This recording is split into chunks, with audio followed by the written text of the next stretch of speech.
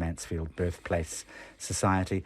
Wellington Mayor Justin Lester wrote to French authorities not so long ago in support of bringing her remains back to her birthplace.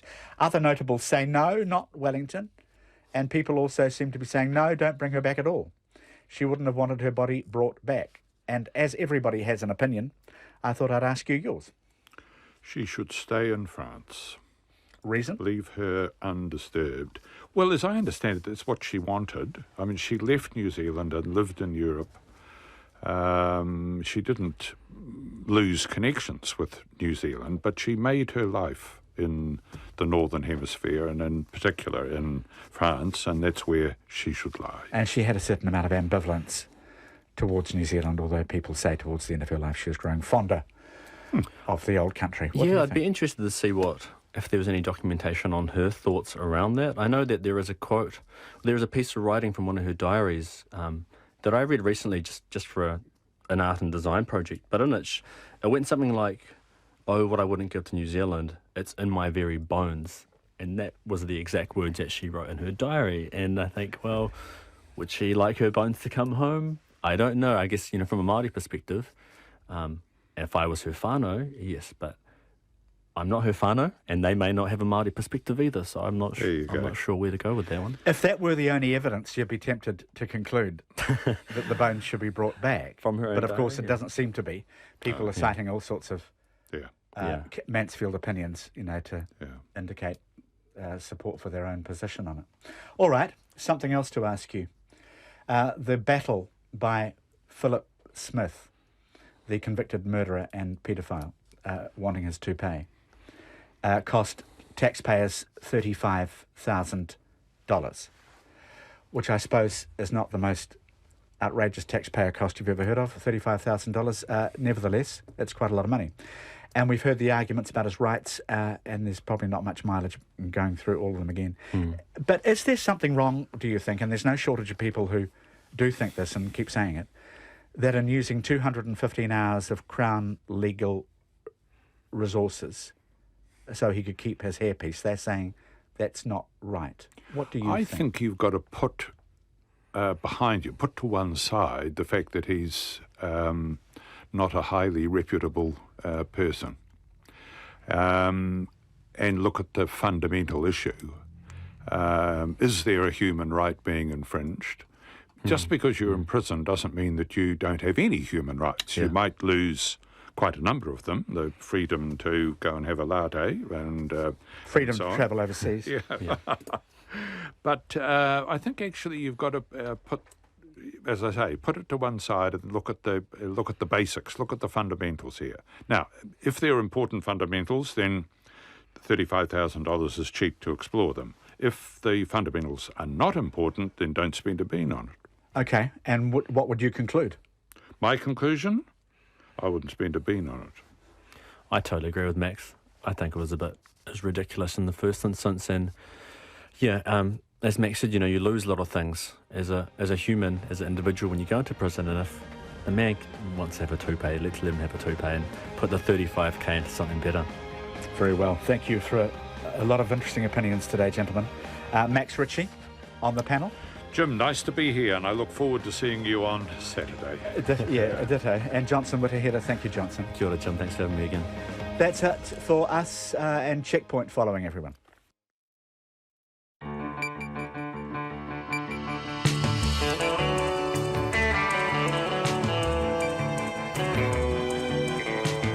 Kia ora everyone. Tonight, 5 people dead, 40 injured in Britain's worst attack in more than a decade. Why it could take several years for 4 Auckland dams to recover from the record rainfall of 2 weeks ago. The young man who filmed a video of his sister writhing and vomiting after taking synthetic drugs says he has no regrets about posting it online.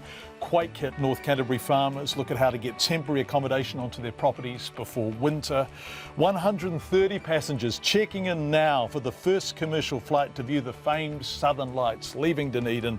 And the RMA reforms are coming. The government has the Māori Party to give them the numbers. All of that and more on a busy old Checkpoint coming up after Katrina and the news. RNZ News at 5. Ngā mihi nui, good evening, ko Katrina Batanaho.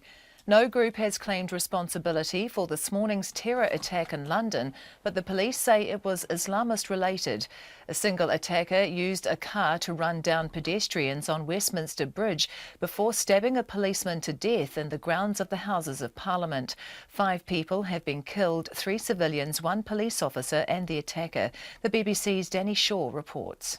A member of Scotland Yard's Parliamentary and Diplomatic Protection Command, Keith Palmer, was unarmed when he was fatally attacked.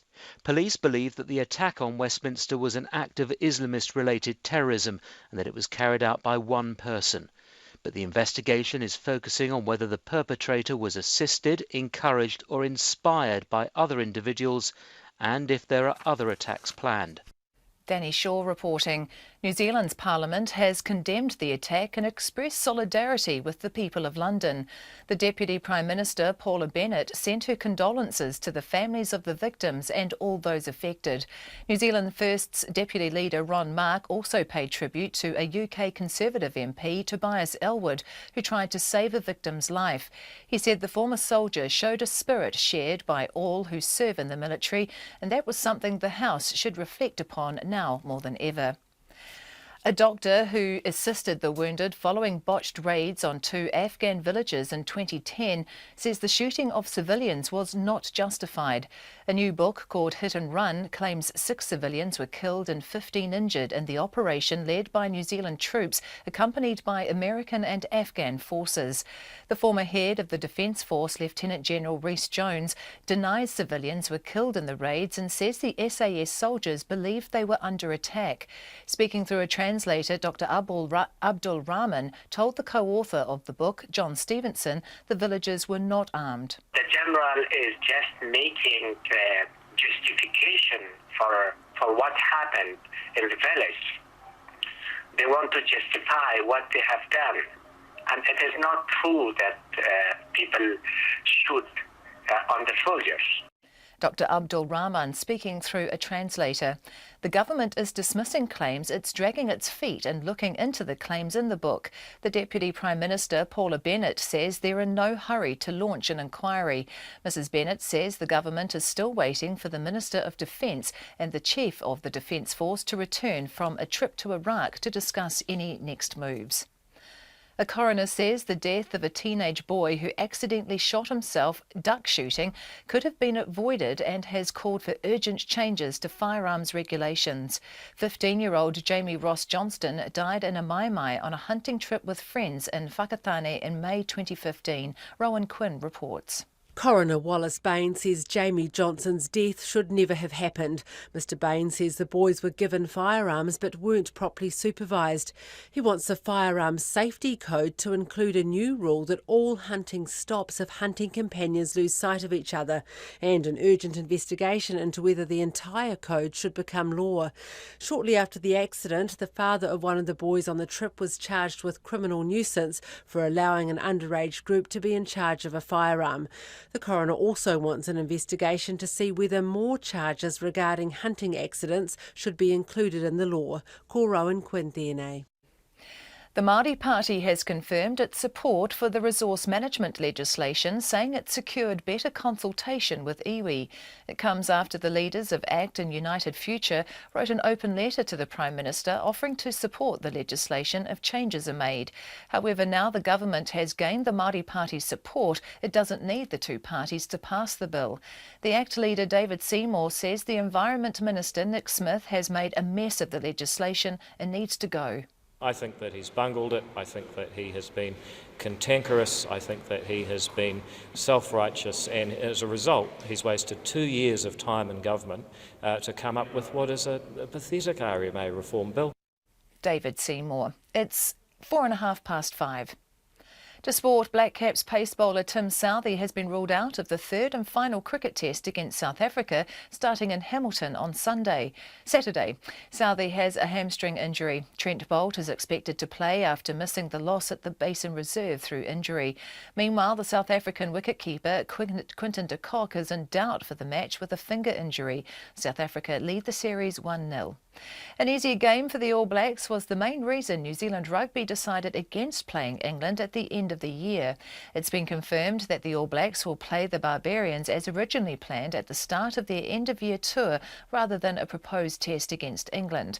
The Chief Executive, Steve Tew, says while an England game would have been lucrative, they had to take player welfare into account. There's no question we would have got more money playing England than we are from the Barbarians, but our preference, given the All Blacks have got 3 very competitive Lions tests in front of them and then home and away against Australia, South Africa and Argentina, and I don't need to remind you how tough that is. And then we've still got to play France, Scotland and Wales. Another big game was not our preference.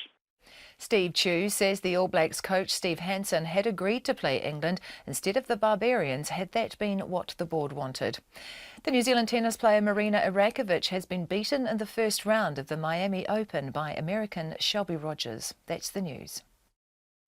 Terror on the streets of London. Police cars just racing around us all the time and helicopters in the sky as well. The latest information we now have is that 2 people have died. On the other side of the road there was a body, and when I looked further up there was another body, and then when I looked over the side of the bridge there appeared to be a body in the water as well. 2 plainclothes guys with guns shot this attacker 2 or 3 times and he fell. We've declared this as a terrorist incident and the Counter-Terrorism Command are carrying out a full-scale investigation into the events today. News that matters as it happens. Guy and Espiner and Susie Ferguson. Morning Report, weekdays from 6.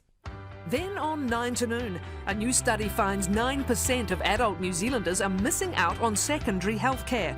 And after 10, New Zealand's oldest surf lifesaver, Bill Goodwin. At 88, he's still training every day. Join me, Catherine Ryan, on 9 to noon after Morning Report on RNZ National. Met service weather through to midnight tomorrow. Northland, a few showers, possibly heavy in the east at times. Auckland, Coromandel Peninsula, Waikato, Waitomo and Taumarunui, cloudy periods. Bay of Plenty and Taupō, showers developing this evening with isolated heavy showers tomorrow morning, then clearing from the west during the day. Gisborne, Hawke's Bay and Wairarapa, showers becoming confined to the ranges this afternoon, high cloud tomorrow. Taranaki to Wellington, also Taihape, Nelson and Marlborough, excluding the Kaikōura coast, mainly fine today, becoming cloudy tomorrow and scattered rain developing towards evening. Kaikōura coast and Canterbury, patchy drizzle clearing towards evening. Fine at first tomorrow, then becoming cloudy in the evening with showers. Bulla and Western mainly fine, becoming cloudy about and north of Hokitika tomorrow with rain developing towards evening. Otago, Southland and Fiordland mainly fine today. Cloudy periods tomorrow with a few showers about the coast. And the Chatham Islands, cloudy periods, a period of rain tomorrow evening. It's 5:08 and you're listening to Checkpoint. Thanks, Katrina. Welcome, everyone. Thank you for being with us. Coming up on Checkpoint, hit and run in Afghanistan and where the government stands on an inquiry. The government gets Māori Party support and its RMA reforms have got the numbers to get through Parliament. But if there was horse trading, what horse did the Māori Party get? The man who posted a distressing video showing his sister under the influence of drugs says he stands by his decision to do so and he hopes more people watch it as a warning. And flying to see the Southern Lights, the lucky people about to do that. But we begin, of course, in London, where a counter-terrorism investigation is underway after an afternoon terror attack left 5 people dead, including the man responsible, and at least 40 people injured. The unnamed terrorist, about whom nothing is yet known, was he a lone wolf? Was he formally connected to a terror group?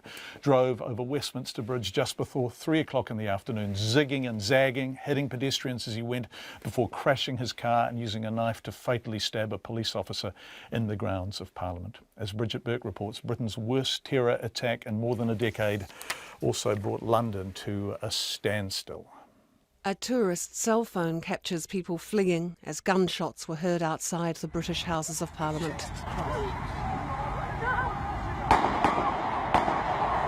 What police are now describing as a marauding terrorist attack began when a car was driven over Westminster Bridge, hitting and injuring at least 40 pedestrians and 3 police officers. Metropolitan Police boss Mark Rowley said after the car crashed, its driver, armed with a knife, stabbed a police officer to death before he himself was shot dead. We now, of course, have an ongoing operation, and whilst we currently believe there was only one attacker, I'm sure the public will understand us taking every precaution in locking down and searching the area as thoroughly and exhaustively as possible. Eyewitness Rob Lyon recalls the horror unfolding. I just passed a group of, there was I think sort of Chinese tourists doing sort of selfies with Big Ben, and just talking about what we had planned for the next 2 days in London, and then I heard a big sort of crunch. It sounded like a car crash, but then almost that crunch of a wheel on a curb. Then I saw the vehicle mount the curb, and it was coming out so quickly. I saw some people be hit in front of me. James, who I was with, he sort of shouted, "Get out of the way!" I think, it happened so quickly. Then I jumped to the left into the road. I think one of the guys that had been hit, unfortunately, came past me. And then looked around me in shock because I could, see bodies and people, and it was all, a real shock. Ismail Hassan described seeing a grey four-wheel drive parked up behind a van before starting up and accelerating, zigzagging along. So how many people do you think he hit? Or did you see him hit? What I have seen it on my own eyes, between 6 and 7 people laying down. Yeah. And were they on the pavement when he was zigzagging into them? They were just walking as normal, and the first hit, even the second people and the third time he was doing, no one realised it. So as he's done it in and out, zigzag. Yeah. And it was a quick and less than 10 seconds between. Yeah. And then what happened to the car? Did he just carry on then over Westminster Bridge? The car continued to drive all the way down, but on the bottom of the bridge there is a two-lane, so there is a bus on the left-hand side. Yeah. So it just continued between the bus and the pavement, and there was over 100 people on the pavement. Just like we're standing here now, the car drove to us. Yes. Yeah. And then anything can happen. I don't know if people landed on the river. I don't know. Yeah. And the traffic was even slow moving. I don't know if the cars and hit other people while they were running away from this car. I don't know what happened. Yeah. So the only thing I can do is just stop in the middle of the bridge and try to stop the vehicle coming, and then try to assist them and call the police and ambulance. That's the only thing I can do. British Prime Minister Theresa May praised the bravery of police and condemned the attack as sick and depraved. Our thoughts and prayers go out to all who have been affected, to the victims themselves and their family and friends who waved their loved ones off but will not now be welcoming them home. London's Mayor Sadiq Khan warned that London would not tolerate terrorists. It's worth reminding ourselves there's a very good reason why the terrorists want to attack our way of life and destroy our way of life. They can't stand the fact that here in Westminster, here in London, we have a thriving democracy. We enjoy civil liberties and human rights. Christian, Jews, Muslims, Hindus, Sikhs, Buddhists, those who are members of an organised faith and those who aren't, live together, not just peacefully, respectfully, celebrating each other, embracing each other. We're not going to allow them to divide us. As more than 1,000 people were evacuated from the various locations around Westminster, London went into lockdown. Traffic was gridlocked and cafes and tourist attractions around Westminster were closed, leaving tourists trapped at the top of the London Eye for more than 3 hours. On the ground, commuters said the attack was not surprising. It was bound to happen sooner or later. You can't stop everyone. I think we've been lucky so far that we haven't suffered anything worse. And I suppose you should be thankful this one wasn't worse as well. It kind of makes me feel really bad because London's such a multicultural city and I thought we'd all live in, harmony, but I guess not. I don't know what to say really. I just think it's awful. People aren't safe. When's it going to happen again? We were at the aquarium when it happened, and we were on lockdown for like 2.5 or 3 hours, maybe 2.5 hours. They held us there, and they just let us out. So I'm just kind of getting everything piecemeal from what happened, and we're visiting from the States, so I don't even have time to check my phone because everybody I keep getting all these notifications, so I don't even really know what happened. Officials named the dead policeman as 48-year-old Keith Palmer, a father and well-respected member of the Diplomatic Protection Service. Investigations into whether Britain's most deadly attack in a decade was the act of a lone terrorist are continuing. For Checkpoint, Bridget Burke. We're going to go live to London shortly, but a New Zealander who was kept behind the cordons at the Houses of Parliament for hours has described seeing waves of armed police running past the incident. Wellingtonian Craig Spanik is visiting London and had been at the Prime Minister's question time and was on his way back to where he was staying. He told our reporter Rowan Quinn what it was like in lockdown. I was just lining up to go to the House of Lords when there wasn't actually any announcement. Then I could see the police officers were getting quite agitated and sort of running around and talking on their walkie-talkies. So after about half an hour, I checked the news websites and found out what had happened. And we were just basically kept in the two lobbies leading to the House of Lords and House of Commons in the central chamber for about 2 hours, and were just basically held there. And could you hear anything happening, any sirens or choppers or anything like that? Nothing, no. We saw a few waves of police officers go through with their automatic weapons and their kind of things on, and they told us that they would be getting us out of there as soon as they could. And that was pretty much all we saw. And then how long did you have to stay there for? They let us out just after 8 o'clock.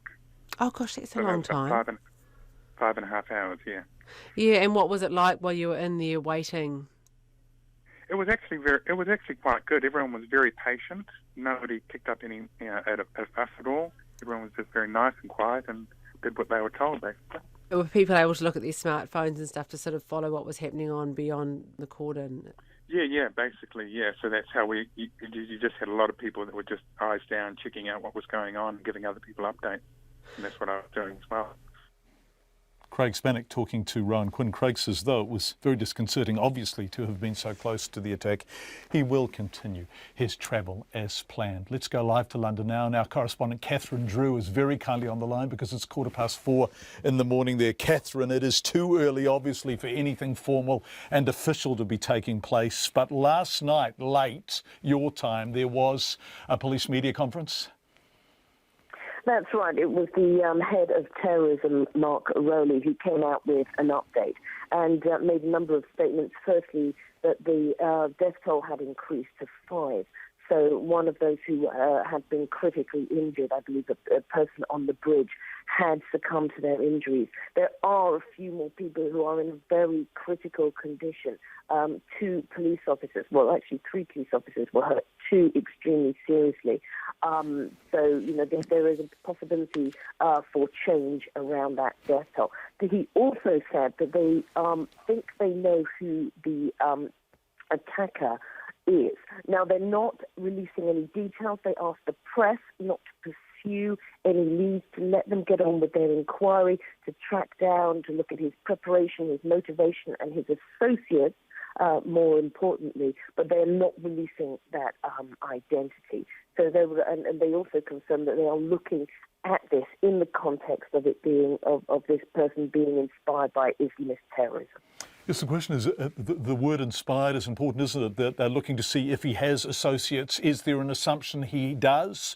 Or is there still a possibility that this was entirely unilateral, a lone wolf attack?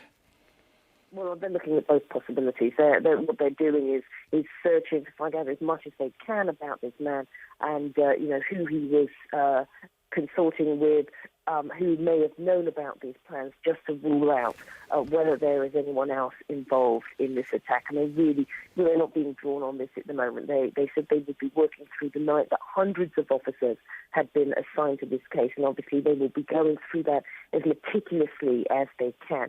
Also, of course, the crime scene is an extremely wide area in central London. That will cause, again, some travel disruption. They're still working on that area. So, again, hundreds of officers involved in that. And as they're processing, you just heard from a tourist from your country, obviously they're going through a lot of footage that they have and statements that they have been given from people who were at the scene. Of course, a very, very busy area of the city. Catherine, hundreds of officers, you say, are working on this. Obviously they are, and they've lost one of their own number. What do we know about the police officer who was stabbed to death by this man? Well, we know his name. His name was Keith Palmer. He's 48. He was 48, rather. He was described as a dedicated colleague. He was a husband. He was a father. And people were paying tribute to his bravery. He was unarmed at the time. We understand that the assailant had 2 knives that they were plunged into Keith Palmer. And we have seen photos since of a team of people trying to resuscitate him, trying to stem the flow of blood. One of those included an MP, Tobias Elwood, who used to be an army captain, and he got involved in that initial response, that very first initial response. But unfortunately, that police officer passed away. We don't yet know the identities of the other people who have been killed. Thanks, Catherine. We really appreciate you joining us live from London. It's 5:20 on Checkpoint, 4:20 in London, which means that there are no official announcements taking place at the moment. But if there is any news, any developments, particularly in terms of the identity and the associations of the assailant, of course we will take them before the end of Checkpoint. Let's change subject now. It could take several years for 4 Auckland dams to recover from the record rainfall of 2 weeks ago. Plants have been struggling to treat water from the 4 dams in the Hunua Ranges after the heavy rain brought with it record levels of sediment and dirt, simply overwhelming any possibilities of treating that water. It could be about to get worse. More heavy rains a possibility for Sunday and Monday. Our reporter Zach Fleming and our cameraman Brad White were given the first look at the Hunua Ranges since the floods, which are nearly 2 weeks ago now. In the Hunua Ranges provide 60% of Auckland's water. And that water's the dirtiest it's ever been, according to Watercare's Water Supply Operations Manager, Priam Pereira. The records we do have, we've never had anything like this, so we've been back and had a look. We've had cyclones in these catchments before, so Cyclone Wilma, Cyclone Bowler, and during those events we had increases in turbidity, so it's something we have seen before, but not to this magnitude. Watercare took Checkpoint to the 2 biggest catchments in the Hunua Ranges today, Cozzies and Mangatawhiri. Along the way, huge landslips line the winding gravel roads that snake through the hills, evidence of the destruction caused by nearly 250 millimetres of rain falling there in just 24 hours the weekend before last. The water here at Cozzies Dam is a deep, murky brown. It almost looks like a cup of tea, and the surrounding hills are scattered with landslips that have brought sediment and dirt down into the lake and made the problem even worse. Normally this water that we see behind us here is much clearer, it's much cleaner. It's more like a clear stream. But the effect of all of that earth and material falling in the lake and then becoming mixed with the water that was in here has caused what we're seeing now. It could take anywhere from 6 months to several years for the water at the 4 Hunua dams to return to normal. In the meantime, though, it could get worse before it gets better. Met Service meteorologist Georgina Griffiths says heavy rain could hit the Hunua Ranges on Sunday and Monday. If we hadn't been so subjected to a pretty extreme event a couple of weeks ago, we wouldn't even be worrying particularly around this event. We've had a rough couple of weeks, as you know, and the region is quite sensitive. It's quite vulnerable at the moment. Obviously we're working closely and keeping a close eye on the catchments because it may not take much rainfall to have some impact there, and that's a question mark at this stage. We'll just keep talking with Watercare as we head into the event. The impact of the rain is potentially more sediment loading into the sources here. I guess the benefit we have now is that we've had that quick change that was difficult to deal with, but Ardmore's ability to treat this type of water is limited, so that's really going to be what constrains things in the future for us. Watercare says its Ardmore treatment plant is already stretched to its limits trying to filter sediment from the Hunua water catchments, despite its production being increased by 30 million litres a day. We've been able to achieve is actually quite phenomenal in my view. That plant was never designed to treat water of this quality to achieve drinking water standards. Watercare's urging Aucklanders to reduce their water use by 20 litres a day. If the city uses more than 400 million litres a day, a boil water notice could be issued. Yesterday, Auckland used 18 million litres above that target. For Checkpoint, Zach Fleming. 30 passengers check in for an historic flight to view the famed Southern Lights. And the RMA reforms, the government has the numbers thanks to the Māori Party. All of that coming up before 6. We'd love to hear from you in any way you choose. You can text us, as you know, on 2101. You can tweet us at checkpointrnz. Our email address is checkpoint@radionz.co.nz. And don't forget, of course, we are on Facebook Live. If you want to watch us, we're also on Freeview Channel 50, and we've got some other places where you can watch us, the RNZ website, of course. With winter looming, some earthquake-hit farmers in North Canterbury are urgently looking at how to get temporary accommodation onto their properties. Many farming families say they can't pack up and leave while quake repairs are carried out because the farm isn't just their livelihood, it's their home, or vice versa. Maya Burry begins her report with North Canterbury farmer Richard Wilding at his Red Stickard farm home. These are sleep-out rooms. There's no one in them, luckily, but these sliding glass doors went inwards onto the bed, so had you been in there, it would have been a pretty spooky experience trying to get out. And you can see these walls have got cracks running all through them, and it's a pretty big failure here, really. Richard Wilding and his wife are now living in the cottage they usually lend to workers on the farm because their home is damaged beyond repair. Mr Wilding is an optimist and says things could be far worse, but one of the biggest challenges they now face is an accommodation shortage. We're pretty jolly lucky because we had a house at the end of the garden we could shift into, and admittedly we had to do a bit of work to get in there.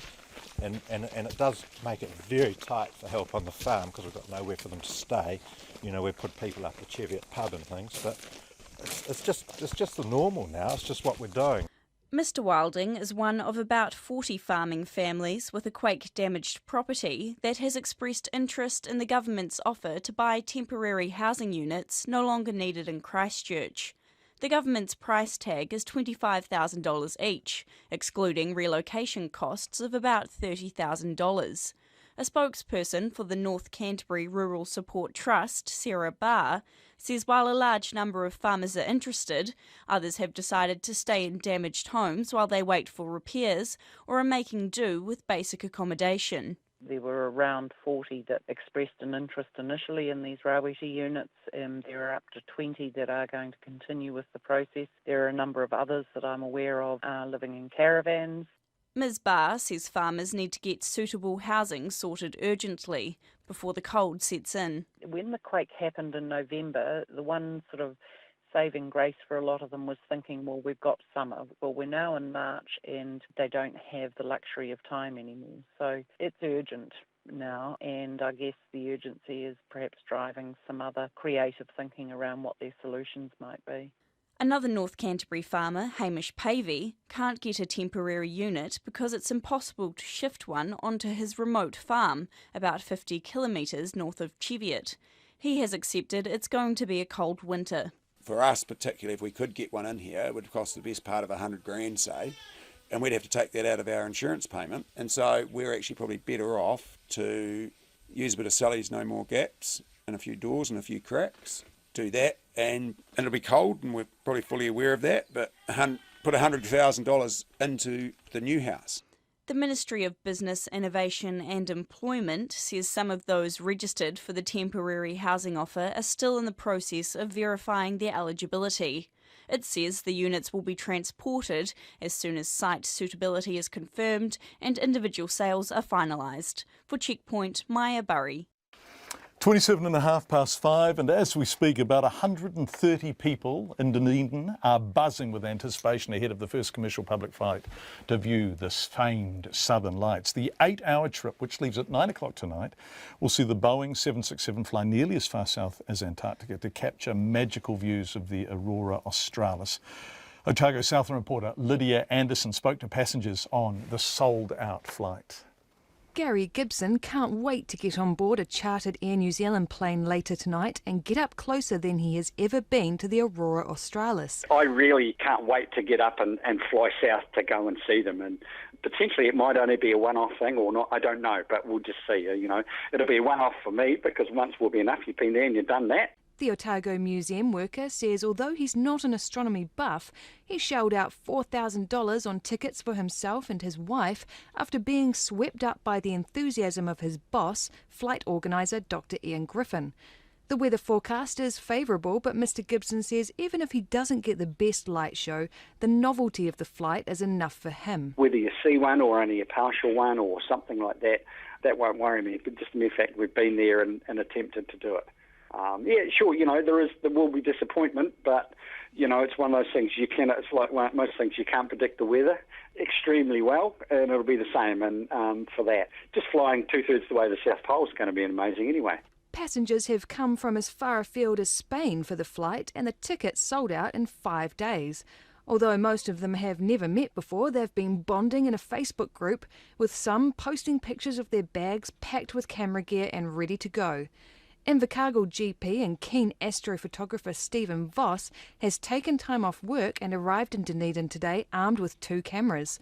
He says it's a unique chance for Southern Lights fans to capture views that are normally not clear enough from land. Having viewed the Aurora so often from Southland and Otago, but always feeling as though it was just a little bit distant. The chance to get up really close with it without having to, fly all the way to Iceland or Norway. I mean, relatively speaking, you could say this is actually a cheap way of getting some of the views that those individuals in those Northern Hemisphere locations that are much closer to the magnetic pole, they get those sort of views on a more regular basis.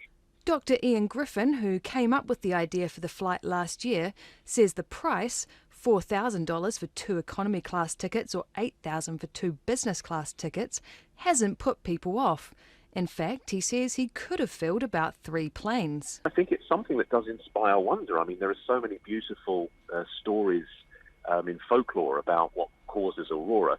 It's one of those things you see in the sky and you think, oh my gosh, what causes that? Isn't it magical to see? So I think it's one of those natural phenomena that just appeals to a very broad cross-section, and I think that's what we're seeing on this flight. Dr. Griffin says if tonight's viewing is a success, he'd like to make it an annual event. Most of the time you'll see it, and that's what we're hoping will happen tonight. Now, if it doesn't happen, I think I'll be run out of town, and they'll have to go into hiding. But we'll face that one if it comes up. Tonight's flight will travel as far as the 66th parallel before turning round and returning to Dunedin. The Boeing 767 will be retired at the end of March, but Dr. Griffin says he'll be on the lookout for another aircraft to charter next year. In Dunedin for Checkpoint, Lydia Anderson.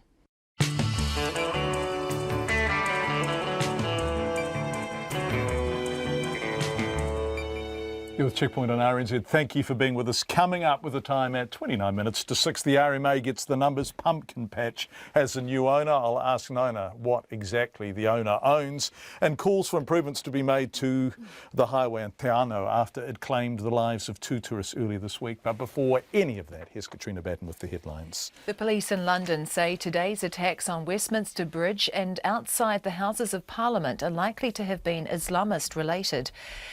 3 civilians were killed and more than 40 injured by a man who drove a car into pedestrians on the bridge. He then got into the grounds of Parliament where he fatally stabbed a policeman before being shot. New Zealand's Parliament has condemned the attack and expressed solidarity with the people of London. The government has dismissed claims it's dragging its feet over investigating claims of SAS troops killing civilians in Afghanistan. The Deputy Prime Minister, Paula Bennett, says they're in no hurry to launch an inquiry into the raids on 2 Afghan villages in 2010. The new book, Hit and Run, claims 6 civilians were killed in the operation led by New Zealand's elite soldiers. Mortgage holders are being warned against complacency after the Reserve Bank left the benchmark interest rate on hold at its record low this morning. The cash rate normally influences floating home loan rates, but fixed rates tend to be set by overseas funding costs, which have been rising. New Zealand Home Loans says some households could come under pressure when their fixed rate mortgage comes up for renewal. The judge in the trial of a man accused of wounding 4 police officers during a house siege near Kawerau last year has retired for the night.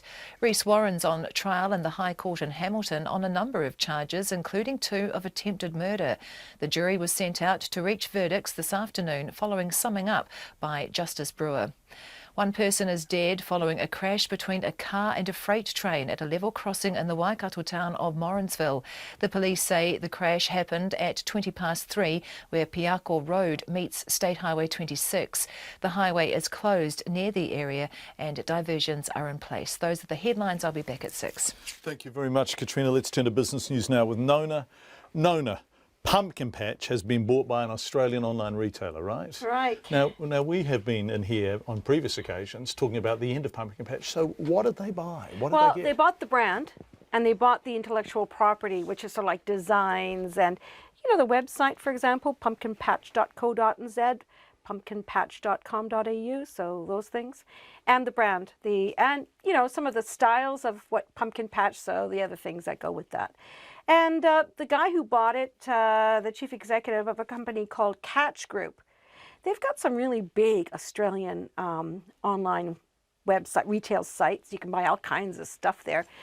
It kind of looks a bit like the Warehouse online. They've got a site called Scoop On. They got one Catch of the Day, kind of catchy, huh? But anyway, they're going to be offering Pumpkin Patch products on Catch of the Day, but also through the branded websites. So they're bringing it back. They're even planning to open some stores in some key locations in the future. Some actual physical retail stores. That's right, yeah. So not right away. And right now they've hired some designers and they're working on some new outfits and so on. Because lest we forget, when Pumpkin Patch started, it was phenomenally successful, wasn't it? Yeah, and this fella that I spoke to, he's the Catch Group Chief Executive, Nati Harpaz. He says he personally loves that brand. And we have a little bit from an interview I did with him this morning. Pumpkin Patch is a brand loved by every New Zealander and Australian. And especially, people like us, when we saw that the opportunity came around, we have children. Our children wear Pumpkin Patch. The same day we're looking at the opportunity, I can see my 7-year-old wearing my 10-year-old Pumpkin Patch clothes, which goes to show that, one of the things that Pumpkin Patch stood for was the quality. And if you can wear the same shirt or same pants, 4 years later, it is a brand that people love and appreciate. Nati Harpaz, wonderful name. What did he pay for it? He's not saying, he says that's confidential. However, he said that he paid a substantial amount because there was a lot of bidders for it. Yeah, but he says the reason he got it over the others is because he loves the brand so much. He's going to keep the name. He's going to open a store. So, yeah, that's why. So that's the story of Pumpkin Patch. So wait and see, huh? Yeah. What do the markets do today? All right, well, actually, the top 50 index closed up just a touch. Believe it or not, just 2 points. No one was surprised by the OCR announcement this morning, were they? Well, first of all, get that no one was surprised. Yep. So it closed up 2 points to 7,063. No, the market wasn't surprised by the OCR. And so the New Zealand dollar is trading pretty much where it was yesterday, 70.4 US cents, 91.9 Australian, and 56.4 pence. Thank you, Nona. Lovely to have you in here, as always. We were just discussing this. The Reserve Bank has kept its benchmark interest rate at record lows, but homeowners are being warned mortgage rates are likely to rise further over, well, how long? The central bank today left the cash rate at 1.75% and repeated it's likely to stay there for some time yet. But, as our economics correspondent Patrick O'Mara reports, mortgage holders are being warned again against complacency. 6 weeks on from its last interest rate setting window, today's Reserve Bank statement was a mix of the old and the new. A pickup in overseas economic growth and a lower New Zealand dollar made up the new, while decent growth locally and doubts the housing market would cool much further represented the old. The chief economist at ASB Bank, Nick Tuffley, says on balance, the Reserve Bank made it clear interest rate levels are fine where they are. The Reserve Bank's in a spot where it feels it's quite comfortable. It doesn't need to do anything in either direction.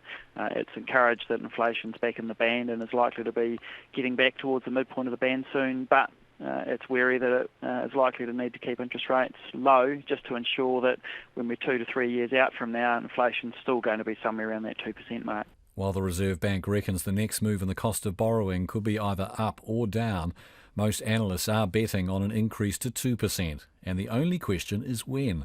Mr Tuffley says he's picking an interest rate rise won't happen until late next year. We'd expect next year we'd start to see the Reserve Bank giving some signals that interest rates will likely need to go up before too much longer. But it's still a long way off either way. But don't expect mortgage rates to stay still in the meantime. Banks are borrowing from overseas at higher rates to make up for a shortfall in deposits here. The chief executive of the mortgage lender New Zealand Home Loans, Julian Trevalier, echoes comments from the Reserve Bank and Finance Minister Stephen Joyce, saying some households could be under the pump when their fixed mortgage rate comes up for renewal. Those people, they've had a nice 1 to 2 year hiatus on having to face higher payments, but now they could be in for a shock. So it's not something that we want people to be complacent about. We want to make sure that they are keeping on top of it. Mr Trevalier says cutting back on frivolous spending can make a big difference to indebted households.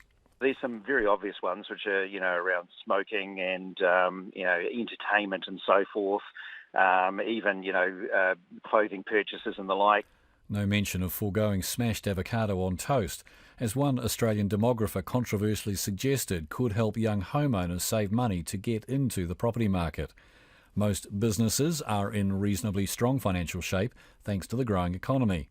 While some property developers are finding it hard to get finance, the chief executive of the Employers and Manufacturers Association in Auckland, John Campbell, says debt is less of an issue for firms. We're not seeing the complaints about not getting paid, for instance. even though inventories have been rising, which is, in my view, quite a good sign. Access to capital complaints have diminished somewhat. Whilst I'm not saying the banks are exactly generous in their lending policies, in recent times we've seen the complaints about access to capital diminishing. The Reserve Bank's next cash rate decision is in May. For Checkpoint, Patrick O'Mara.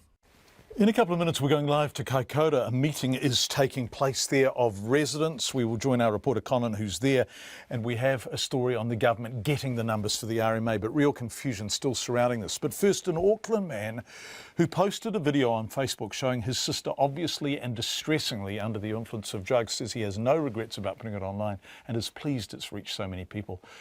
Tua Q filmed his sister and her partner in his parents' garage on Tuesday morning. It was the first time in a while he'd seen her, and he was shocked to find her unable to talk, groaning and vomiting. Tua Q believes the drugs were some form of synthetics, but he's not entirely sure. He's posted the video as a warning, and it's been viewed almost 2 million times. This is what you look like, he wanted to say to his sister, her partner, and anyone who gets into that state. I just wanted it to reach just the families out there of NZ and just show them the effects of drugs and just try and put an image onto the youth to try and prevent them from doing it. Did you have any idea how many people would look at it and the impact it would have? No, I had no idea. What was it like to be there in that room with them? I was quite freaked out at the start, because before I started recording, it was a bit worse. I just spewing up, just watching them spew up, out of the blues. Yes, and I was asking if they're all right, and I just thought I'll record them just to show them what they look like, and then but it was pretty intense, just watching them. But I was just trying to keep my cool, just trying not to make it even worse or the situation even worse for them. What's been their reaction? What's been your sister's reaction to you doing this? Well, she's thanked me yesterday, more today. She thanked me for doing it, and then we went out for a little walk today just to talk about it and stuff. But yeah, she's just mainly thanking everyone for their support and stuff, and then she's saying that she's going to get off and she's going to rehab. Do you think she'll be able to do that? Well, the support she's got, hopefully she does. Apparently there's a long waiting line at the rehab center she's going for, but we got told just to show whoever takes them in or whatever, just to show them the video, just to try and make the waiting period shorter. And she has the right to privacy, and so these are big and scary questions. But is her life so awful that she needs to escape it like this, or did she just try it and was it fun at first and then it became a habit? Do you know why she's doing this? This was last year. She told me that she just wants to live a young life and stuff, but I don't think living it like that is the right way or even a good time, to be honest, just looking at it. But yeah, I have no idea what makes her want to do it, but I can try and make a change to stop people from using it.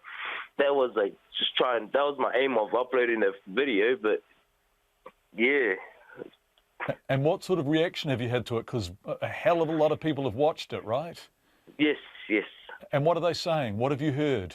I've got my messages have been blowing up from a lot of people. A lot of positive, real positive, saying that they'll support her or support her in any way they can. Some other people who's just taking it the wrong way and then telling me to delete it because I put it up for fame and stuff. But yeah, just different people's point of views, I guess. Yeah, that's the thing about social media, isn't it? You get every possible point of view. Did you put it up for fame? Why did you put it up? I put it up just to try and show people what it was, what drugs do to you and what you look like, and just try and put an image in my youth's minds so that every time they try, if they get offers to do drugs, they can think of the image and they don't do it. And It's just basically to just encourage the youth to say no to drugs. Yeah, it's tough stuff, isn't it? Yeah. What are you studying? I'm doing prep to the prep to the armed forces. Are you? Yeah. You're going to join the army? I was aiming more for the police, but now that I've started the course, I want to join the army. Do you? So you were going to join the police force at first, now you want to join the army? Yeah. You have to be clean, bro, don't you? They'll do urine tests and blood tests and all that stuff on you, won't they? Yeah. They sure. And what will they find? They'll find a clean guy. It's Tuaku who spoke to us earlier. It's coming up to 5:45. About 100 Kaikōura residents have gathered this evening to hear from independent experts on what they need to know about settling their post-quake insurance claims. The speakers are keen for the same delays and mistakes experienced by so many people in Christchurch not to happen to people affected by last year's Kaikōura earthquake. Conan Young is at the meeting and he joins us now live. Hi, Conan. What's the situation there in Kaikōura around homes getting repaired?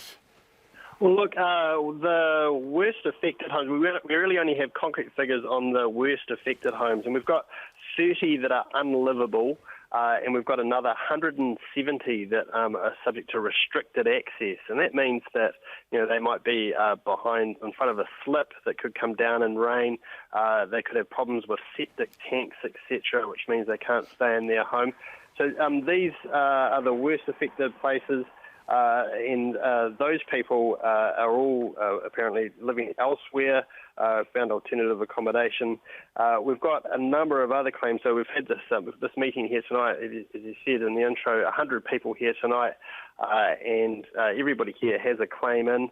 And then mostly it's around the flat areas, just on the outskirts of Kaikōura. The majority of houses are in the middle of town, which actually fared fairly well in the quakes in terms of serious damage. But those who are affected who are really affected are affected quite badly. I was speaking to the recovery manager here at the Kaikōura District Council, Danny Smith, and he told me that a number are living in caravans or sharing. There's got a lot of people in one home, people sharing their home with friends or family. And others have had to have temporary repairs done in time for winter.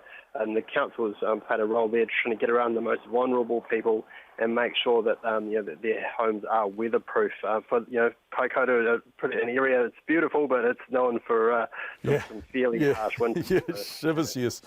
As you speak, Colin, we were watching a live shot from the meeting. Everyone's sitting there. They look pretty calm. But your notes say that people there are not going to receive as much from their insurer as those in Christchurch. Now, I don't understand why that would be the case. Can you elaborate around that? Yeah, well, look, this is actually the case for everybody in New Zealand now. When the Christchurch earthquake hit, everybody in the country had what's called a full replacement insurance policy. Post-Christchurch, and due to the fact that this was one of the largest ever insurance payouts that the world had ever seen, because people had these full replacement policies, billions of dollars was paid out. As a result of that, now everybody has what's called sum insured. That's basically a maximum amount that you're insured for. Now, places like Kaikōura and other places affected by the earthquakes, people have basically had to sort of take a bit of a punt at how much they think it would cost to repair their home. If they've tried to save, obviously that affects your premiums. Some people may have gone for a low ball figure, hoping that they hope for the best. And so those people are not going to get as much money. So a potential issue there, because it's just a fixed amount that they're going to get as a payout. And again, we're looking at cash settlements. There's not going to be this sort of managed repair that we had in Christchurch. But because of that, things like having to do temporary repairs or find alternative accommodation, that starts eating into that total amount that you're able to call on. And so, there's potential. We just heard from a lawyer here who's come up from Christchurch just to tell people, look, this is a test case. This is the first time we're going to see this in New Zealand, how this actually impacts on people and then whether or not people really get back what they need to sort of carry on with their lives. Gosh, it is fascinating, isn't it? The other thing, of course, is that there are 30 homes unlivable, as you've said, but there are many more that have damage and require work. Is there enough accommodation there for people to move into as rebuilding or remediation or whatever the hell is done? Yeah, well, look, before the quakes, there were only, half a dozen rental properties available in Kaikōura. Now, post-quakes, with people needing to move out while those repairs are done, there is a little bit of a pinch point there. A lot of people with batches, a lot of people from Christchurch actually with batches in Kaikōura who are opening those up as rental accommodation for people who need it while the repairs are carried out. But they're also, there's an issue here with, obviously the motels and hotels want to keep those rooms available for the tourists who are now starting to come back to Kaikōura. And then there's going to be the road workers who are going to be here as well, getting that road north from Kaikōura open, which they're hoping to have done by the end of the year. So there is a bit of a pinch point there in terms of the accommodation. They are working actually on bringing over, believe it or not, a miners' village from Australia, some temporary accommodation for about 300 that they're going to set up close to Kaikōura that will house some of those road workers. So hopefully that'll make some further accommodation available for people wanting to get repairs done. Colin Young live from Kaikōura, where the meeting is taking place. About 100 people there hearing, it looks fairly patiently from the speakers who are addressing them. Thanks so much, Colin. It's 9:30 to 6.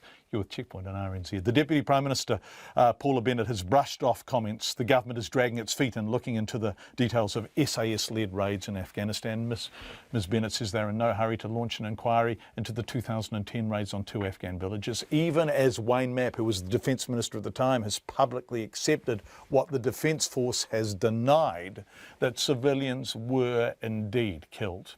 There are growing calls an inquiry needs to be made into the hit and run book about the killing of 6 civilians and wounding of 15 in an operation led by New Zealand's elite soldiers, accompanied by American and Afghan forces. Here is our political reporter, Demelza Leslie. Paula Bennett says the government is still waiting for the Minister of Defence and the Chief of the Defence Force to return from a trip to Iraq to discuss any next moves. But as such, it's where it is now. We're just taking our time. I don't think we need to respond within 48 hours on whether or not there's an investigation goes on further. But as the debate goes on, so too do the calls from opposition parties for answers. They say the government needs to find out whether the SAS ordered the helicopters to fire on the villages and whether the SAS soldiers shot people while they were on the ground. During question time in Parliament, Labour's Deputy Leader Jacinda Ardern asked what evidence was needed to justify an inquiry into the allegations. Ms Bennett said the Prime Minister was not going to be rushed into making a decision. He hasn't made decisions at this time. It's been 48 hours since we've seen the allegations, and he'll be making decisions from there. Can't actually state exactly what that will be. You don't know what you don't know. A former SAS commander, David Maloney, says an inquiry wouldn't be useful. He says it would be extraordinarily difficult to tell who did what between the SAS there, the Afghanis and attack helicopters. It has been some time ago, and in my experience is that it doesn't tend to get the right result. Wayne Mapp, who was Defence Minister at the time of the raids, initially said there were no civilian casualties. He now accepts there were, but says the SAS acted in good faith. You're in a counterinsurgency operation. There's always going to be civilians around. And if people are moving towards you, looking like they're in a tactical formation, then you're entitled to defend yourself. That's the circumstances they were facing. They considered they were under attack. A co-author of the book, John Stevenson, says Dr Mapp's justification of the attack is astonishing. He says the villagers who came under attack in the dead of the night were terrified, not running in a military fashion. Mr Stevenson says it's inconceivable the Defence Force did not know civilians had been killed in the raids. Every soldier knows that the first rule of armed conflict is that you have a duty to positively identify your target before you fire on that target, and that you have to discriminate between combatants and non-combatants. A doctor who assisted the wounded following the botched raid says the shooting of civilians was not justified. Speaking through a translator, Dr Abdul Rahman told John Stevenson the villagers were not armed, as had been stated by the former Chief of Defence, Lieutenant General Rhys Jones. The General is just making the justification for what happened in the village. They want to justify what they have done. and it is not true that people shoot on the soldiers. The Defence Force has so far declined all requests for an interview. From Parliament for Checkpoint, Denelza Leslie. We'll have more from Parliament later because the government is saying it's got the numbers to get its reforms, rewrite, whatever you want to call it, to the Resource Management Act through. They have the numbers thanks to the Māori Party. What are the Māori Party getting and how do they reconcile one pretty contentious clause in the legislation, in the bill, with their stand against GMO? That's coming up after 6. Ideas for making the only road to the tourist mecca Milford Sound safer are back in focus after Tuesday's horror crash. 2 people died in their rental car on State Highway 94 when it collided with a bus of Korean tourists and flames quickly engulfed the vehicles. The Transport Agency says it spent $1 million improving the route last year, but are more radical solutions needed desperately. Here's our Otago Southland reporter, Ian Telfer. The crash was so bad it's taken the police 2 days to even confirm there were people inside the rental car. 2 German teenagers died last year on the same road. A regular driver of the highway, Steve Norris of Fiordland Trips and Tramps, says you have to be careful on the road. Certainly is a road that has its challenges in the respect that, probably 80 to 90% of the people that drive it are international visitors from overseas. And, obviously not all of them drive on the left and not all of them are used to driving in New Zealand conditions, so it's certainly not uncommon to see some interesting driving habits, you could say. The 130-kilometre highway takes about 2.5 hours each way, and because there's no other route to Milford, thousands of people make a day trip of it, often from Queenstown and even Wanaka, which can be a 14-hour trip. Mr Norris says it may not be as busy as an Auckland highway, but it's got busier.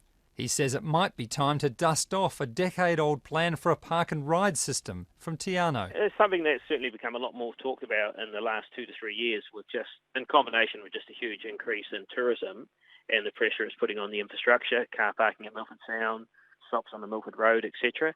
So, yeah, it is certainly something that's been talked about a lot more. Venture Southland data shows the number of visitors to Milford Sound's growing fast, with almost 800,000 tourists last year, and it's on track to hit 1 million people in 2018. Most of them get there by road, increasing the traffic by more than 10% a year to 164,000 vehicles. About 1 in 5 were buses. The road's one of the major planks of the Transport Agency's Visiting Drivers project. The agency's Director of Regional Relationships, Jim Harland, says the road's under pressure but not getting worse. For a lot of people who are driving on that road, it's their first time experience. So we've put in additional no passing lines. In the area where this tragic crash happened, we've put in 32 kilometres of centreline rumble strips to warn people to keep left. Additional directional arrows reminding people to keep left, and other safety improvements have happened as well. In recent years, there were plans for a $170 million tunnel from Queenstown and a $240 million Fiordland monorail, but both were scrapped. The chairperson of Milford Sound Tourism, Jeff Grant, says the industry knows more must be done, but park and ride is not the answer. Mr Grant says it's been working to double the number of people staying at dock campsites along the way. Firstly, the biggest driver is to spread the time of day that people are there, and secondly is to try and get people who are not exhausting themselves by doing long trips. Jeff Grant says the government's funding a review of Milford transport options as everyone searches for a long-term solution. In Dunedin, for Checkpoint, Ian Telfer.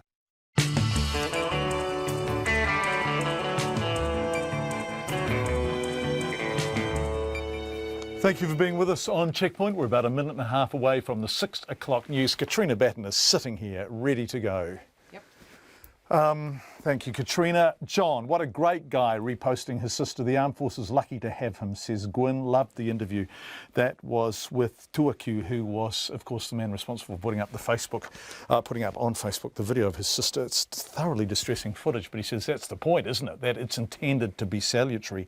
After 6 o'clock, we're going to look at the latest from London. It's coming up to 5 a.m. in London, so we're still waiting for any further developments or further announcements, although it does appear the police believe they know who the assailant was. They are not giving away any details yet about his identity, his motivations, or his connections. Was he connected to an extremist group? Also, after 6, we're going to look at the RMA. It's been such a protracted and contentious process getting the numbers. The government says it's got them. It's got the Māori Party. But what deals did the Māori Party do? And are they consistent with previous positions on some aspects of that legislation? And speaking of Māori, this is a bit of a shocking fact. Prostate cancer kills about 600 men in New Zealand. However, Māori men who are diagnosed with prostate cancer are 70% more likely to die from it than non-Māori. Why and what's being done about it? We'll have that after 6 too.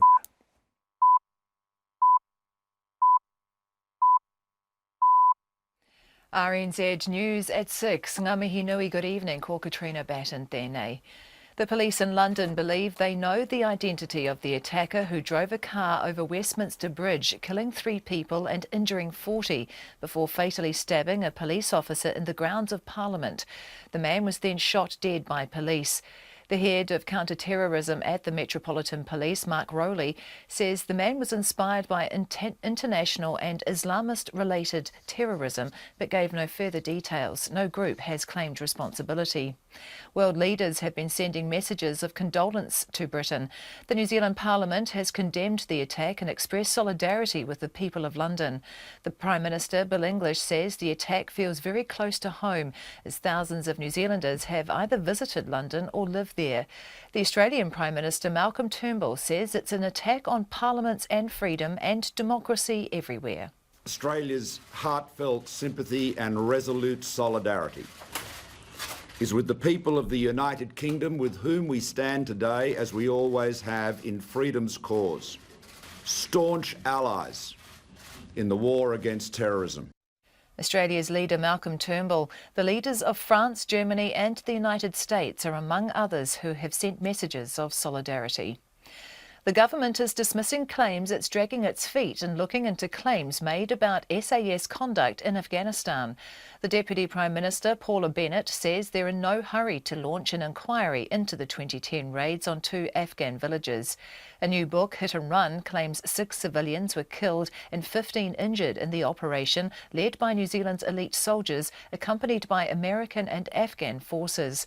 Mrs Bennett says the government is still waiting for the Minister of Defence and the Chief of the Defence Force to return from a trip to Iraq to discuss any next moves. But as such, I mean, it's where it is now. We're just taking our time. I don't think we need to respond within 48 hours on whether or not there's an investigation goes on further. The Deputy Prime Minister, Paula Bennett. Mortgage holders are being warned against complacency after the Reserve Bank left the benchmark interest rate on hold this morning and repeated it's likely to stay there for some time.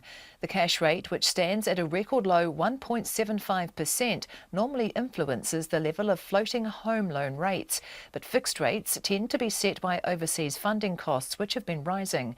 The Chief Executive of New Zealand Home Loans, Julian Travalia, says some households could be under the pump when their fixed rate mortgages come up for renewal. Those people, they've had a nice 1 to 2 year hiatus on having to face higher payments, but now they could be in for a shock. So it's not something that we want people to be complacent about. We want to make sure that they are keeping on top of it. Julian Travalia says cutting back on frivolous spending can make a big difference to indebted households. The jury in the trial of a man accused of wounding 4 police officers during a house siege near Kawerau last year has retired for the night. Rhys Warren is on trial in the High Court in Hamilton on several charges, including 2 of attempted murder. The armed police officers were injured as they entered the house in March last year. Mr Warren admits to firing 3 shots but claims it was in self-defence. After an hour and a half of deliberating, the jurors asked the judge to be excused until tomorrow morning. The trial has lasted nearly 3 weeks. The Nelson Council is considering introducing a new law that would allow it to remove a long-term vagrant from his inner-city campsite. Lewis Stanton has been imprisoned, fined and trespassed from public land over decades but continues to return to his makeshift camps, the latest in front of the Farmers Department store. Councillors are exploring whether a new bylaw might resolve the matter and how it might be drafted to prevent further legal challenge from Mr Stanton. Councillor Mike Rutledge said at a meeting today caution was needed, so any new rules can't restrict inner-city public activities such as arts festivals. We run the risk of doing unintended harm if we don't really thrash them out.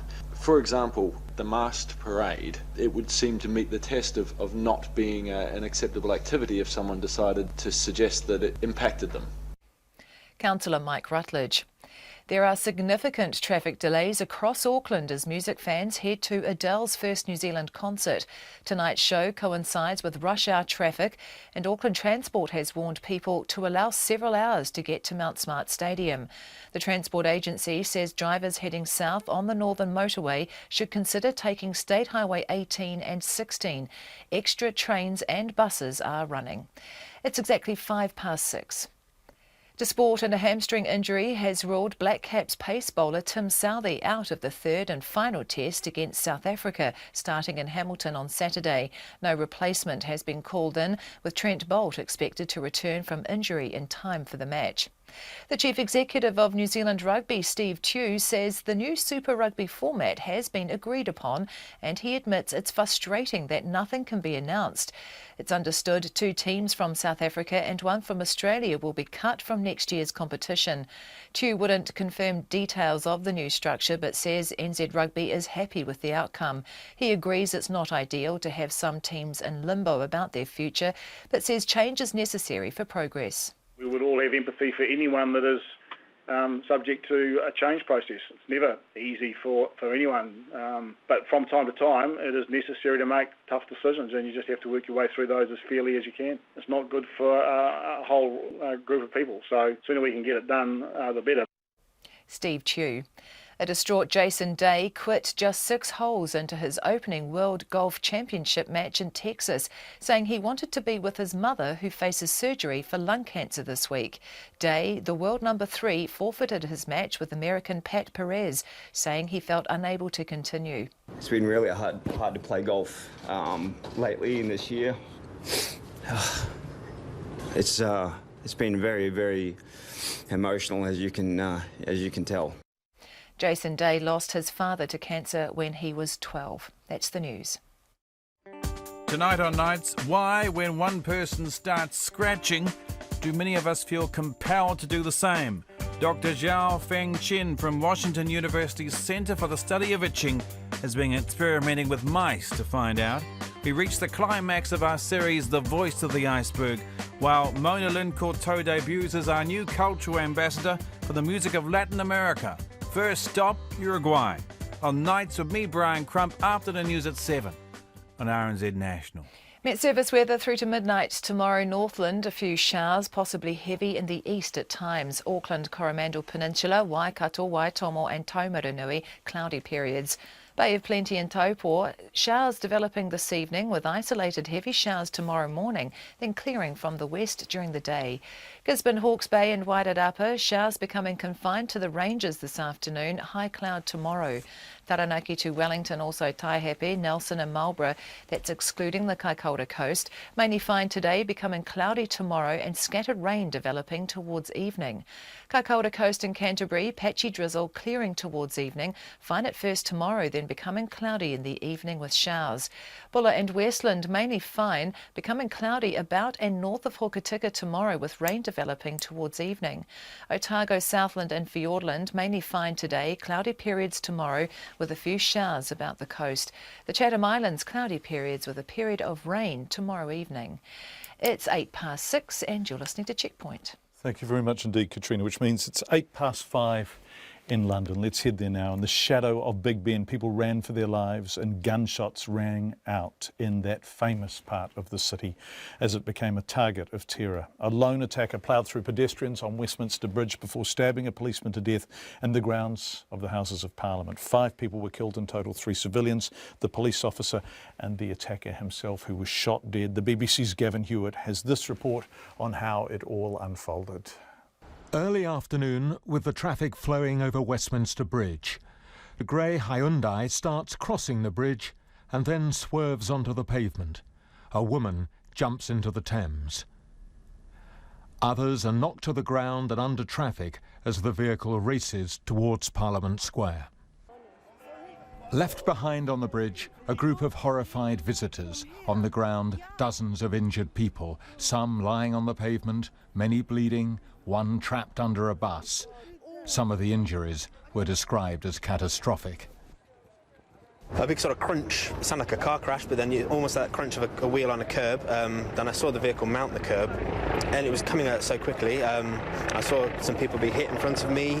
Then I jumped to the left into the road. I think one of the guys that had been hit, unfortunately, came past me, and then looked around me in shock because I could, see bodies and people, and it was all, a real shock. Some people trying to escape the vehicle ended up in the road, cared for by bewildered passers-by. We heard what sounded like metal on metal, and we assumed it was a collision. But then we looked outside, and I saw one person down, then another, and I saw 5 people in all down on the tarmac and on the pavement, and then I understood that it must have been deliberate. There were moments when the injured were comforted by others who had been on the bridge. Shortly after, paramedics from nearby St Thomas's Hospital arrived.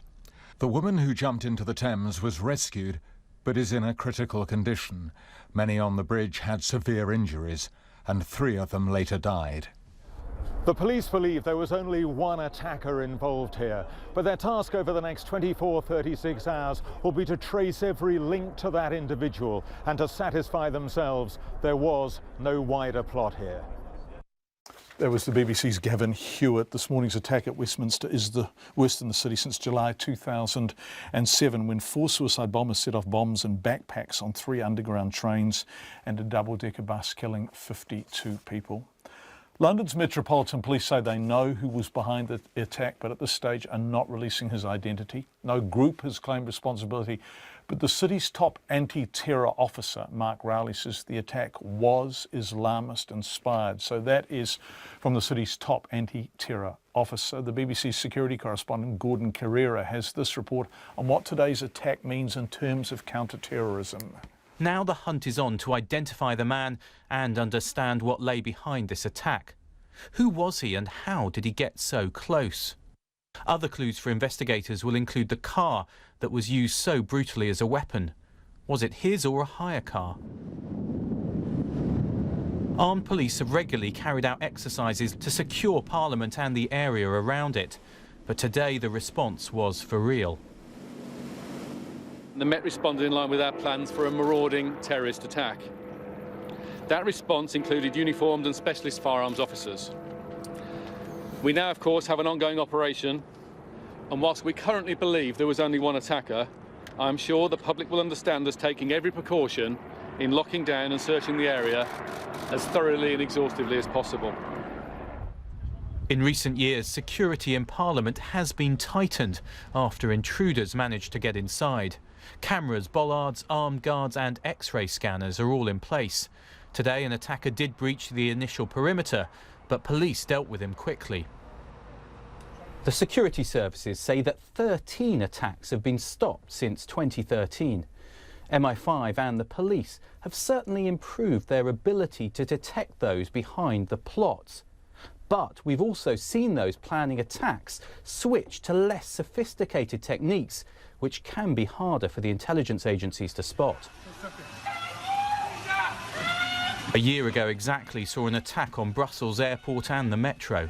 That was more sophisticated than what we saw in Westminster today, including the use of explosives.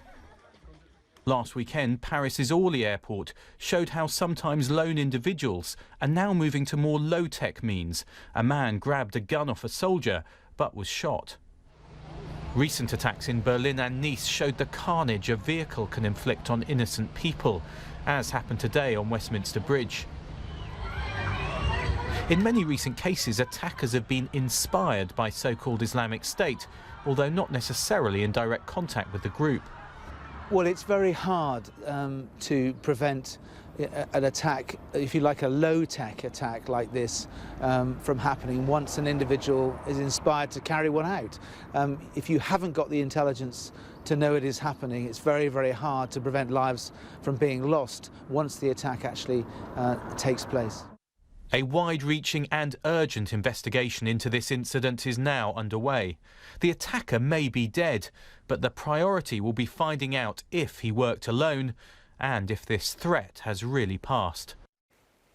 Gordon Carrera reporting. It is 5:15 in London. No further word yet on the identity of the assailant or who, if anyone, he was working with. We head to Parliament in New Zealand now, and the government's contentious, protracted and obstacle-course journey to, well, pass its reforms of the Resource Management Act. Labour oppose it, the Greens oppose it, New Zealand First oppose it, ACT and United Future have opposed it, but today said they were prepared to do a deal with the government in return for 3 changes. The government doesn't need their support if it gets the Māori Party's 2 votes, and today the Māori Party announced, and I quote, it has reached agreement with the government to support the remaining stages of the Resource Legislation Amendment Bill. What does that agreement look like? And does the controversial clause 360D stay or go? In Hawke's Bay, they really want it gone.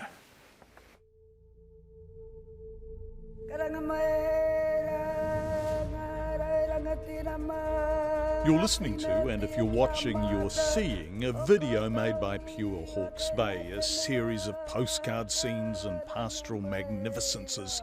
The region at its cleanest, greenest, and if you'll forgive the language, its GM-freest. From our rivers to our sea to where we're from. This is about our people, our whenua, our kind. Our food grown in Hawke's Bay is GM-free. We don't grow genetically modified food crops and we want to keep it that way. We export and market our food across the world as GM-free. This is our point of difference. It gives us a competitive economic advantage. You get the point. Hawke's Bay is a GM-free region and proud of it. Don't believe me? We're proud to be GM-free. Point taken, but not perhaps by the government. The Resource Legislation Amendment Bill, currently before Parliament, as we know, has a clause 360D, and in short, it reduces a council's ability to declare its region GMO-free and gives the government greater powers to override such declarations. So, Hawke's Bay is GM-free. But our GM-free status is under threat. That's Lawrence Yule, the Mayor of Hastings District Council, also in that video. Stand by the regions. Why is GM-free so important to Hawke's Bay? Well, the region's largest organic apple producer is Bostock, and John Bostock is matter-of-fact about the answer. New Zealand is small and expensive, and our place in the world is selling at a premium at the top end, and it simply doesn't go with GM-type technology. He can't compete on quantity and he can't compete on price, but he can compete on quality, and organic GM-free apples sell for more. Bostock isn't alone. Large producers, less publicly associated with such market niches, feel the same about 360D. Biggest of them all, Fonterra. There is no demonstrable need for this additional power to reside with the minister. It may also reduce the ability for stakeholders to provide input on any new regulation. For these reasons, Fonterra opposes the insertion of new section 360D. New Zealand Beef and Lamb says, under 360D, the potential for this power to be used to override the agreed local communities' planning processes and decisions will be a cause for concern, with the potential to be used for short-term issues of the day rather than long-term sustainable outcomes. Fonterra and NZ Beef and Lamb, not exactly hotbeds of green activism, which leads Labour to ask, who in their right mind would hand broad sweeping executive powers to Nick Smith to overrule local democracy? That's David Parker, who says the legislation is flawed and that one of the parties that voted for it at the second reading was strikingly wrong to do so. It takes away appeal rights, it's going to make it even more difficult to sort out our dirty rivers. All these things are important to Māoridom as they are to other people, and the Māori Party seems to be being bought off in respect of this process point despite the flaws in the legislation. And here's where the politics become interesting and confusing. National needs the Māori Party to get the bill through, and the Māori Party opposes GM as a general point of principle. Remaining GE-free has been part of the Māori Party policy since 2004, the inception of the party. It has appeared in 2 of our relationship agreements with the government and continues to be our stand. But Marama Fox and Te Ururoa Flavel gave their votes to the bill for the second reading. Our producer, Bridget Burke, asked Marama Fox, what's changed? We have no change in position. Our position remains the same.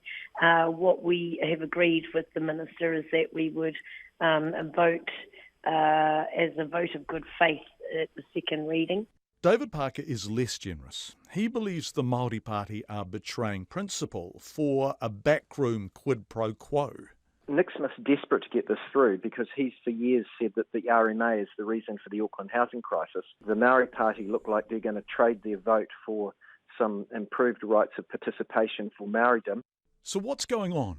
If the Māori Party are giving Nick Smith the numbers he needs, how can they do so without betraying an ideological opposition to GM that dates back to the party's foundation?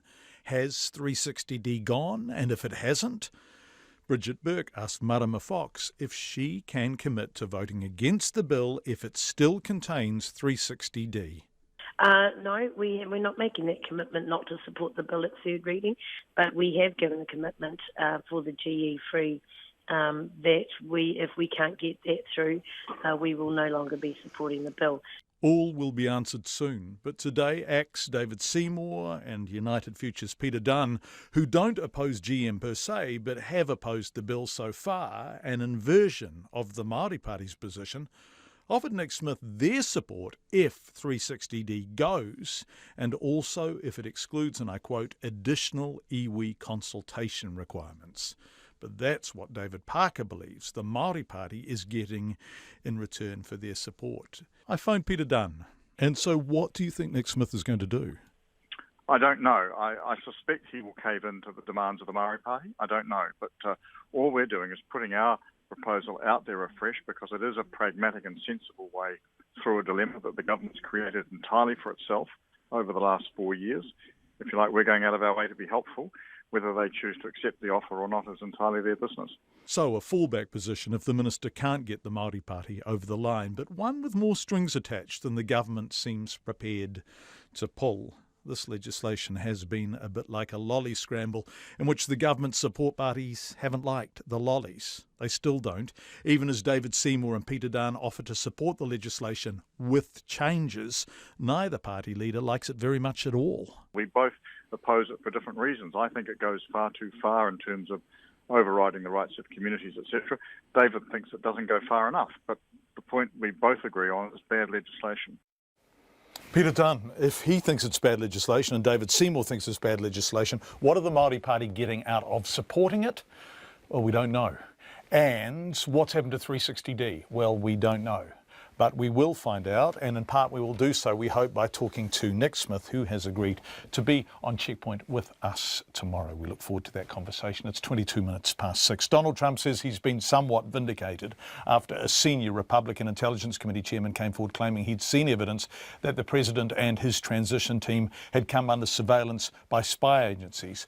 But those claims still fall a long, long way short of the president's original accusation via Twitter, of course, that he was wiretapped by his predecessor Barack Obama. The ABC's Nick Grimm has these details. Devin Nunes is a Republican congressman from California. He's also chairman of the powerful House of Representatives Intelligence Committee, the body with oversight of the US intelligence community. It was in that capacity that he called a media conference to reveal what until now had been highly classified information. That in the weeks following President Trump's election until his inauguration, communications by his team were caught up in surveillance operations involving a foreign power. Devin Nunes described the surveillance as incidental. Today I briefed the President on the concerns that I had about incidental collection and how it relates to President-elect Trump and his transition team. The Intelligence Committee chairman acknowledged the surveillance was conducted legally and appears to have been an unintended consequence of an operation targeting others. But the Intelligence Committee chairman said he felt compelled to make it public. What I've read bothers me, and I think it should bother the president himself and his team, because I think some of it seems to be inappropriate. But like I said, until we get all the information to the committee, it's hard to really say until we see it in its totality. For Donald Trump supporters, the revelations might seem to lend support to his assertion in a tweet that he was wiretapped by Barack Obama. But that claim was discredited this week by FBI Director James Comey when he told Devin Nunes' committee that there was absolutely no evidence the former president had authorised any such surveillance operation. Today, the current US president gave a measured response when asked if he felt vindicated by the revelations from his fellow Republican. I somewhat do. I must tell you, I somewhat do. I very much appreciated the fact that they found what they found, but I somewhat do. Meanwhile, President Trump's White House spokesman, Sean Spicer, went further. But I do think it is a starting revelation, and there's a lot of questions that need to get asked. I think it's interesting. All of the questions are in the presumptive negative towards us, as opposed to, why was this taking place? Why were people surveilled? Ostensibly they were involved in the campaign. Questions will continue to be asked. Earlier this week, FBI Director James Comey confirmed a criminal investigation is underway into potential links between Russia and individuals associated with Donald Trump. And now, in the wake of Devin Nunes' revelations, Democrats sitting on his Intelligence Committee are saying profound doubt has now been cast on its ability to conduct its own investigations of ties between the Trump campaign team and Russia. That's Nick Grimm reporting from Washington for the ABC. It's 6:25. Work is being done at a grassroots level to try to improve the really bleak outcomes for Māori men with prostate cancer. The disease kills about 600 men in New Zealand each year. However, Māori men who are diagnosed with prostate cancer are 70% more likely to die from the disease than non-Māori. Now, the Movember Foundation is spending more than $500,000 to try and do something about that. Lee Marama McLaughlin went to Wainui-o-Mata and spoke to the 63-year-old Graham Harper of Ngāi Tahu, who was diagnosed with prostate cancer 4 years ago. Yeah, well, I've had all sorts of health issues. I've had a heart attack. I died for 5 minutes. A year later, I had a triple bypass, and along came the prostate cancer. I've just had to deal with it. I just don't lie down and let it happen to me. I reach out for help. Mr. Harper was one of 205 Māori men who found out they had prostate cancer in 2013. Ministry of Health figures show Māori who are diagnosed with the disease are 72% more likely to die from it than non-Māori. Mr. Harper says he's lucky to be alive. How long do you last? 10 years, 1 year, 20 years. How long do you last? I just like to think that I haven't got it. That's in my mind. I haven't got that. Because people get down, people get depressed, people get all sorts. There is side effects. It was Mr. Harper's friends and whānau who put him on to local support services, not the staff at Wellington Hospital. University of Auckland researcher Dr. Jackie Kidd says many Māori men with prostate cancer are missing that type of support. She says the current system is not serving Māori men well. We talk in healthcare a lot about holistic care and about individualised care, but in actual fact we don't deliver either most of the time. So we will have whānau at home who struggle on for ages when there are services sitting right there, but there's no bridge, or that Māori don't see that those services are particularly applicable because of the way they're delivered, which is very culturally Pākehā dominated, and so it doesn't feel welcoming. Dr. Kidd is co-leading a new study that's just received $500,000 from the Movember Foundation. It'll take Māori men who've just found out they have prostate cancer and wrap them and their whānau in support services. Otago University Senior Lecturer Richard Egan is another project leader. There's a fundamental inequality that happens for no biological reason that we can tell. So therefore, there's something about the environment, there's something about what's going on in that whole situation, whether it's with the health system, whether it's what's going on around them in terms of their socioeconomic status or the support that they're getting. So therefore, it's important to see if we can improve it. The Chief Executive of the Prostate Cancer Foundation, Graham Woodside, says there needs to be change. Māori men don't seem to receive the same options for treatment that some other men receive. So that may be something, in the way that Māori men are dealt with by the medical profession. It may be that they're in more remote areas and can't access some of the more sophisticated treatments. The new study will include participants in Otago and Waikato and will run for 3 years. For Checkpoint, ko Lee Marama McLaughlin tēnei. It's almost 29 minutes past 6. The Adele concert's on in Auckland tonight. The biggest ever crowd at a music event in New Zealand is attending. The traffic is, well, what you'd expect. But we've got an email from someone who says $2 billion on the Waterview motorway connection. So this is if you're heading northwest of Auckland, right? The additional lanes on the northwestern motorway are open without the additional traffic from the tunnels. They haven't yet opened, and we have thousands of people heading the opposite direction to Adele, so they're heading south. Yet we have absolute gridlock heading west. Why is this? Auckland Transport hasn't played its part, and the motorway heading west is gridlocked because no one can get off the motorway as the exit roads can't cope. NZTA has literally spent billions of dollars fixing the motorways only to be let down by our transport model and Auckland Transport. So, perversely, in dear Auckland, the worst transport tonight is not heading to the Adele concert, but away from it. And that, in a way, sums up life in this nutty city. Live from Auckland, we have been Checkpoint tonight. Thank you so much for joining us. We will be back tomorrow at 5.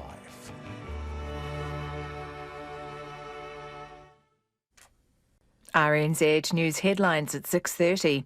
London police believe they know the identity of an attacker who used a car to run down pedestrians before stabbing a policeman. The Deputy Prime Minister says the government is in no hurry to launch an inquiry into claims that civilians were killed in SAS raids. An Auckland man who posted a video showing his sister under the influence of drugs says he hopes it will prevent other young people from making bad decisions.